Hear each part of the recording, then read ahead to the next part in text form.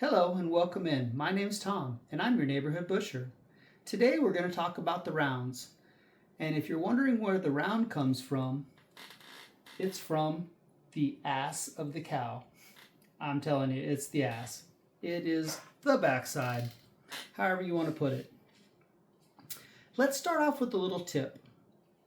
Whenever you're trying to figure out what rare, medium, and well is, I like to determine that in temperatures and time as well. So when you're cooking a steak to rare, it's 135 degrees. When you're cooking a steak to medium, it will be 145 degrees, and very well, and not recommended, 155 degrees.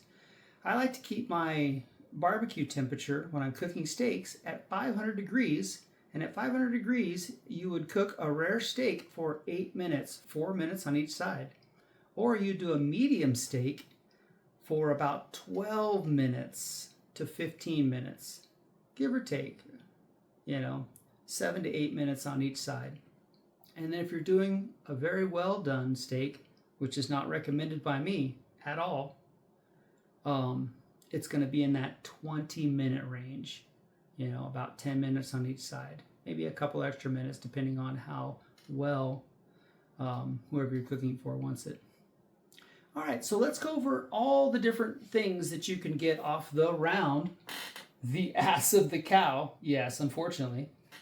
So you have the round steak. You have the top round, the London broil, the top round steak, and top round roast.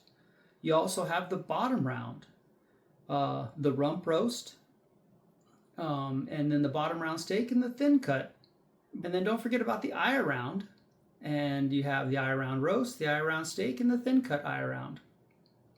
So let's start with the two best parts of the round for beef jerky. I personally like the rump roast, which is the triangle part of the bottom round. It's the very front of it. And to me, it has beautiful graining and looks just like what you'd want beef jerky to look like.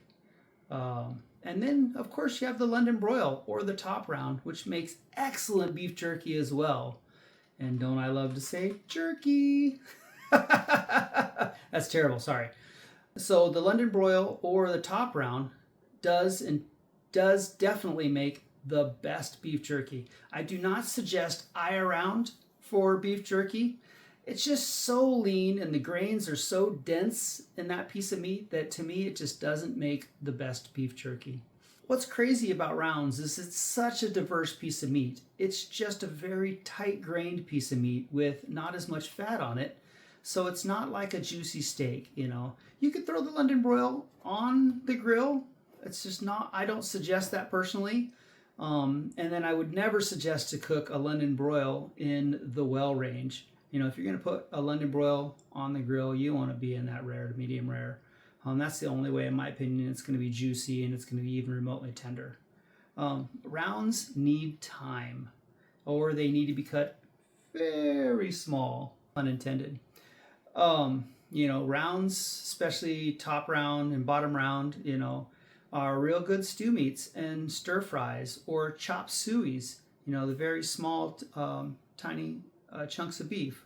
Remember, your basic stew meat's about 1 inch by 1 inch cube, and then your basic chop suey is about 1/4 inch by 1/4 inch cube, and then stir fry being about 3 inch by 1/4 inch strips, basically.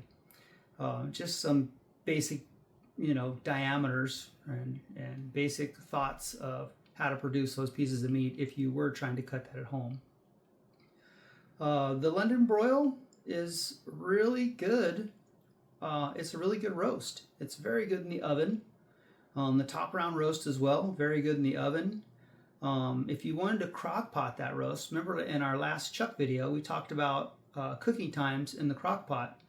To me, any of your eye round, bottom round, or top rounds are, that 10 to 12 hour range in the crock pot to make them actually fall apart. That's what's so good about the chuck. The chuck, not only does it have that nice loose grain, it's also a 4 to 8 hour cooking time in the crock pot. Now you could pressure cook the round a lot faster than that if you used a pressure cooker.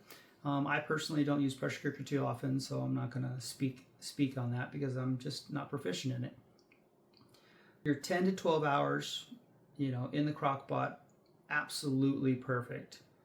Again, all these pieces come from the ass of the cow. I just can't help it. It's funny.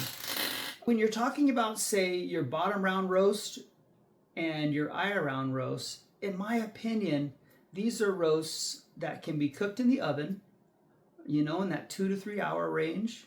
And you always want to go low and slow, just like your foreplay, guys. Low and slow.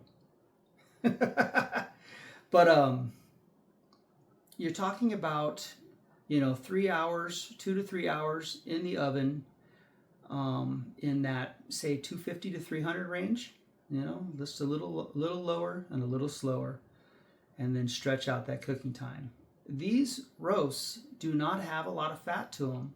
You're not going to find a lot of fat on the London broil or the top round, eye round, or the bottom round. It will have layers of fat on it, like the bottom round has a flap of fat that runs along the very bottom of it, as well as the top round. It has a cap of fat that's on the top of it. And then the eye round as well will usually have a cap of fat around the edge of that piece of meat, but not very much fat that runs through the grain. This is why I always suggest a really good gravy, a really good au jus, something that you can dip that meat in and basically flavor that meat, because it needs that. It's a drier piece of meat.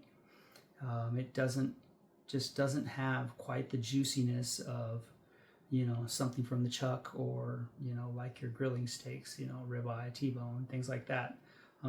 It's just not made for that, but it's so diverse. I mean, you're thinking chop suey and stir fry and stew meat, making your basic stew in the crock pot.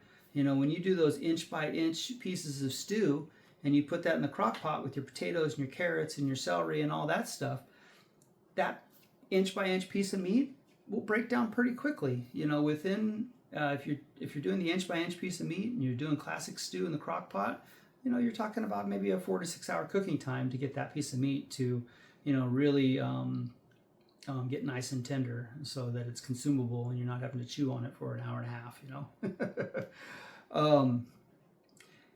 As you saw in one of my other recipes that I did, my Wisconsin sauerbraten, I very much so used top round in that sauerbraten, and that was basically a 6.5 hour on, say, low to medium heat.